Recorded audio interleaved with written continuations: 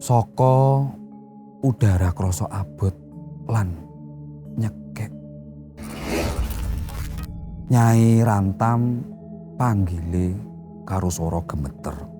Jupuk nyawaku ngeculke rani saka jero sumur.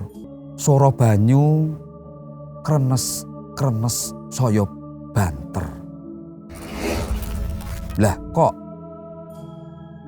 kabut tipis metu saka jerone. Bentuk bayangan wedok tuwa,